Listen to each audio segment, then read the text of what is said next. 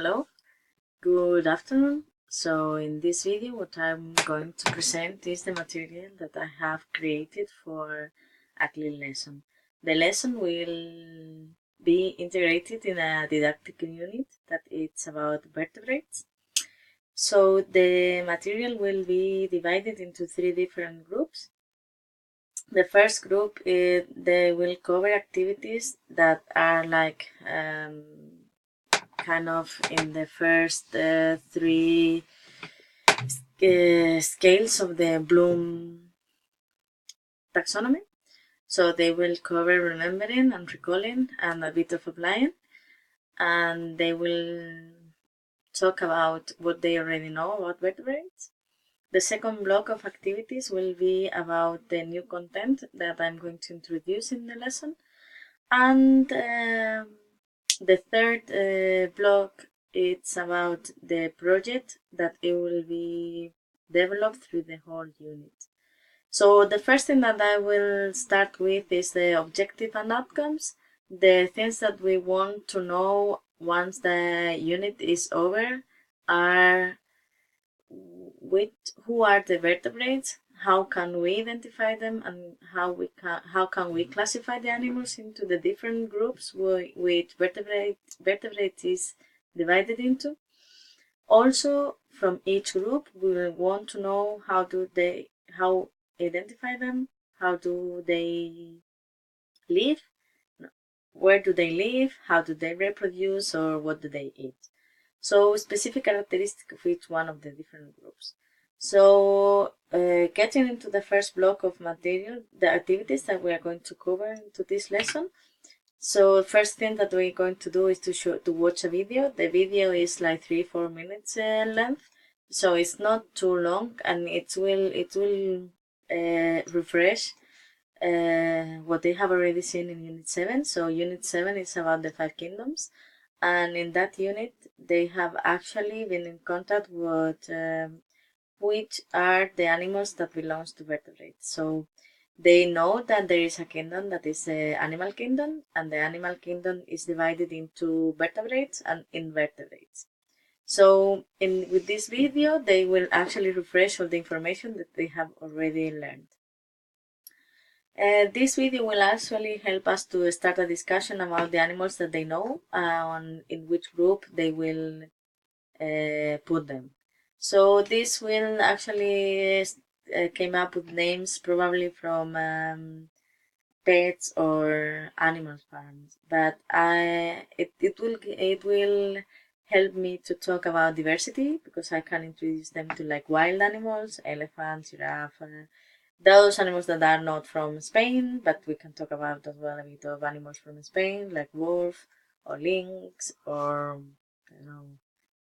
eagles.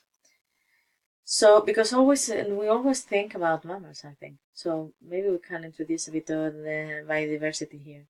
Then we have one where they can apply a bit, and they can actually classify each one of these pictures into the different groups.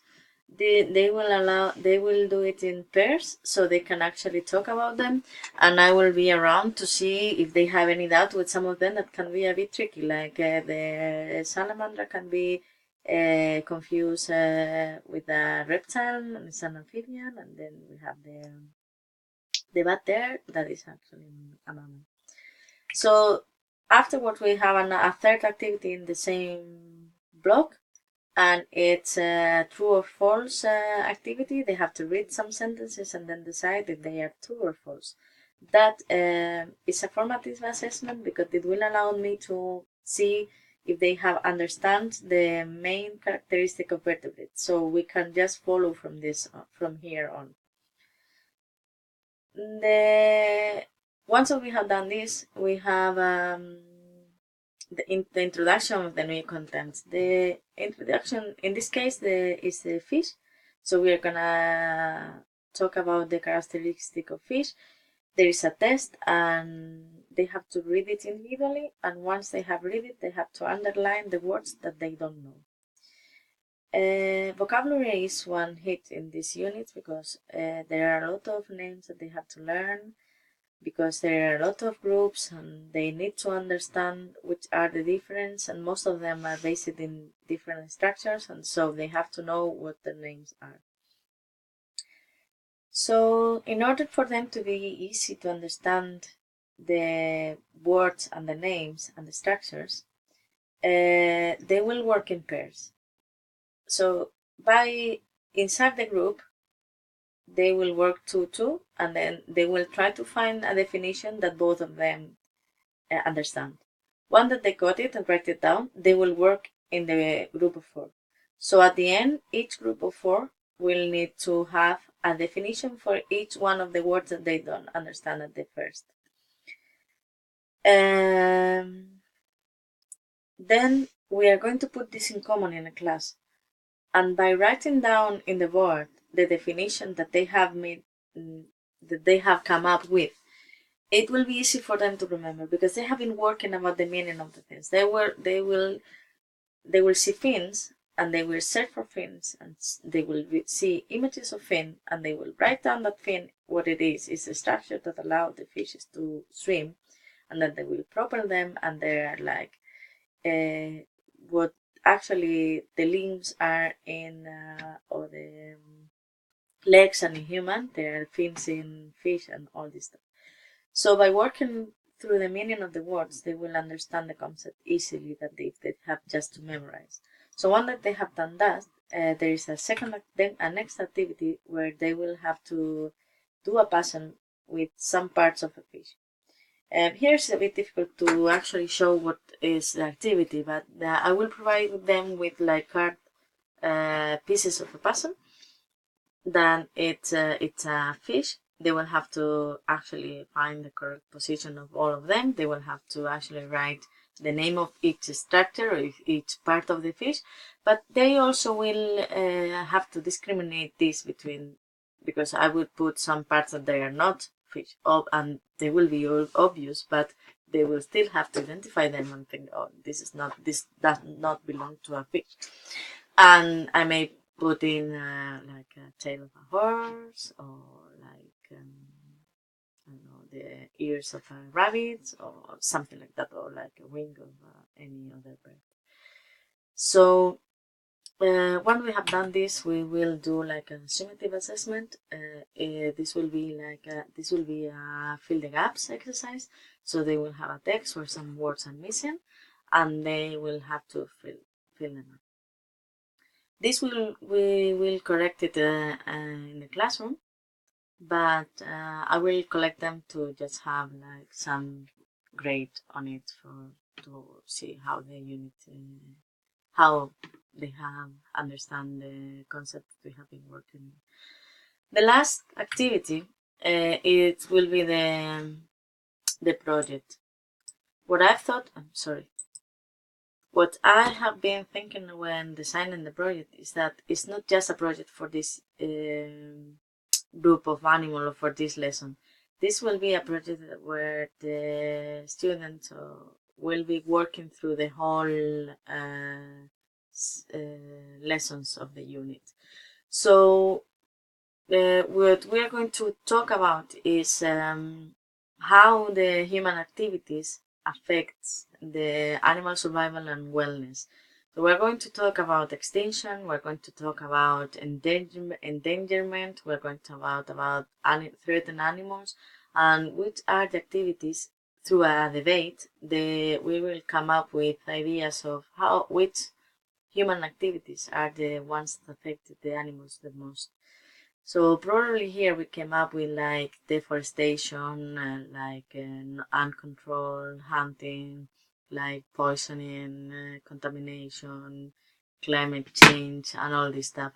And this will help us to have a bit more of a consciousness about how we can help and improve the environment where we actually live.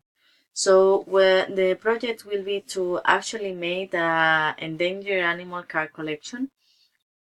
So this will be done by groups, and each one of the groups have to select an animal. In this case, in this session, they will have to look for a fish that is actually endangered.